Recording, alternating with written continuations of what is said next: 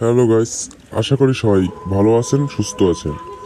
আমি আবারও চলে আসলাম আপনাদের মাঝে নতুন ভিডিও নিয়ে, ভৌতিক দুনিয়া 69-এ। আচ্ছা চলুন শুরু করা যাক। শিরোনাম: শেষ রাতের ফোন কল। রাত তখন প্রায় 2টা। রাকিব একা তার ঘরে শুয়ে মোবাইলটি দেখছিল। হঠাৎ তার ফোনে একটা কল আসলো। স্ক্রিনে কোনো নাম্বার দেখা যাচ্ছে না, শুধু লেখা আনকর্নিং কলার। রাকিব কলটা ধরতেই ওপাশ থেকে কোনো কথা নেই, শুধু একটা মেয়ের কান্নার শব্দ। রাকিব বলল, হ্যালো, কি বলছেন? কিছুক্ষণ নীরব থাকার পর ওপাশ থেকে খুব আস্তে একটা কণ্ঠ ভেসে এলো, রাকিব, তুমি কি আমাকে দেখতে পাচ্ছ?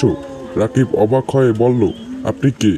মেয়েটি এবার ফিসফিস করে বলল, আমি তোমার ঘরের দরজার বাইরে দাঁড়িয়ে আছি।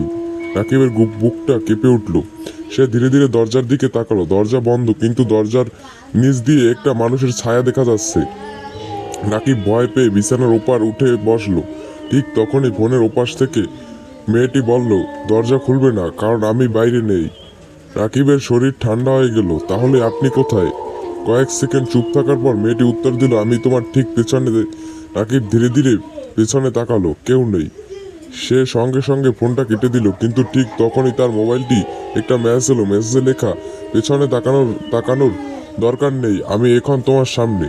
রাকিব ভয়ে চোখ বন্ধ করে ফেলল। হঠাৎ ঘরের লাইট নিভে গেল।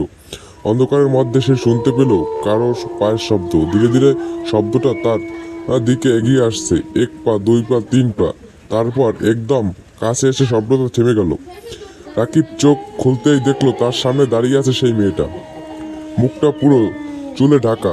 রাকিব চিৎকার করতে যাবে, ঠিক তখনই মেয়েটা মুখ তুলে বলল, তুমি তো আমার গতকালই মেরে ফেলেছ, আজ আবার আমাকে ভুলে গেলে কিভাবে? পরদিন সকালে রাকিবের ঘরের দরজা ভেতর থেকে বন্ধ পাওয়া গেল, কিন্তু রাকিবকে আর কখনো খুঁজে পাওয়া যায়নি। শুধু তার মোবাইলটা বিছানার ওপর পড়েছিল, আর সেই ফোনে শেষ কলটা রেকর্ড করা ছিল। কলটা এসেছিল রাকিবের নিজের নাম্বার থেকে। আচ্ছা, সবাই ভালো থাকবেন, সুস্থ থাকবেন। ভিডিওটি ভালো লাগলে সাবস্ক্রাইব করে পাশে